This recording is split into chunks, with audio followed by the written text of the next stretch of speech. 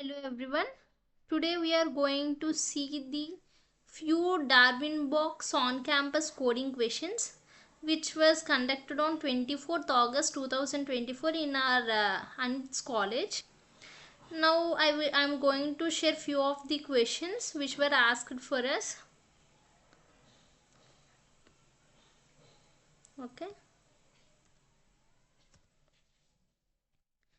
Actually, 3 questions were asked in the on-campus placement drive.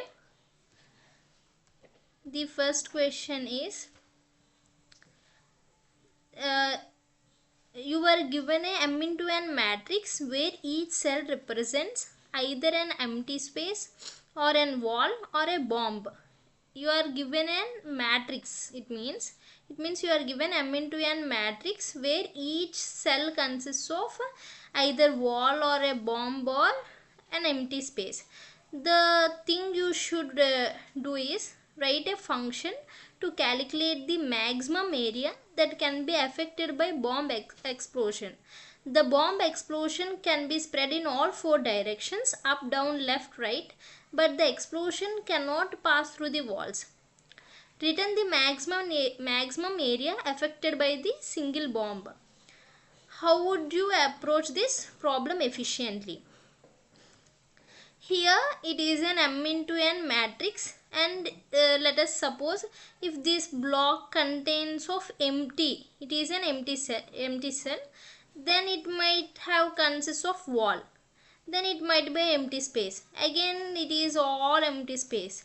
Now you should find the area or a cell where you can place the bomb such a way that you can explode maximum area. I hope you got it.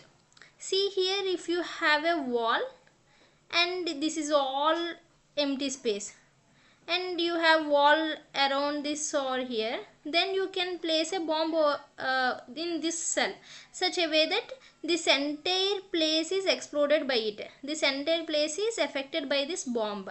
This is the thing you should return, the maximum area that is affected by this bomb.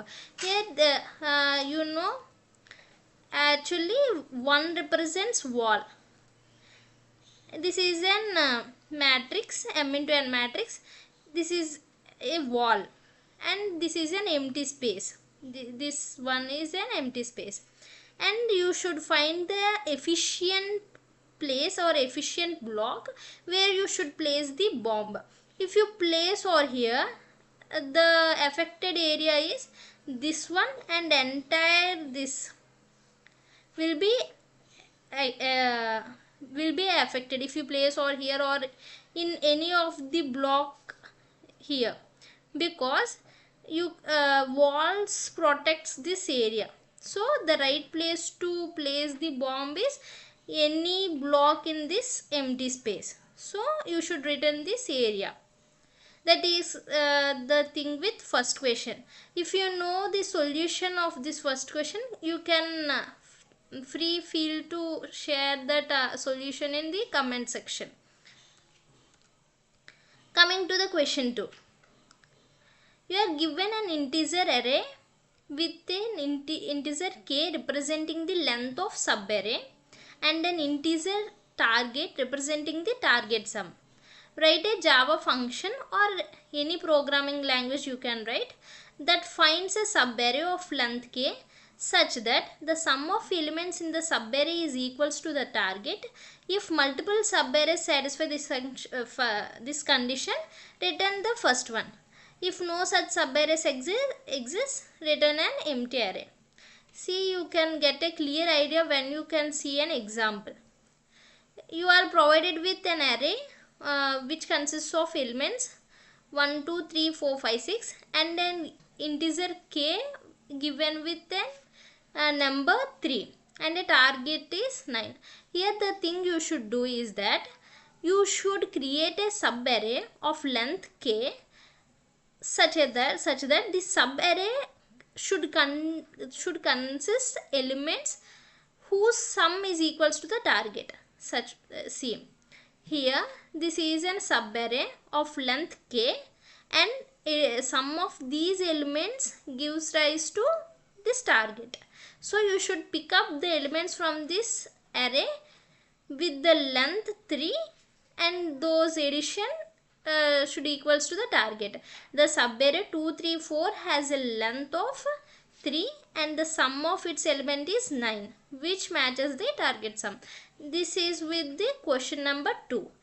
If you find the answer, please share it on the comment section. Please comment it in comment section so that your friends or your juniors can access it and they can learn too. And coming to the third question, you are provided with these two strings, string str1 and str2, where string str1 is greater than or equals to the length of str2. str1 is the bigger one, or it might be equals to the str2. Write a function to determine if str2 is subset of str1. Subset means it should be a continuous continuous or may not be. That means the elements in str2 should be in str1. The function should return true if all the characters of str2 are present in str1 in any order. Otherwise, return false.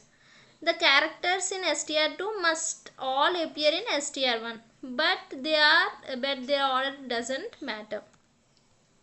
You can get a clear idea when you see the example. See, here you are provided with str1 and str2. These are two strings. This is the larger string which is equals to or greater than the str2.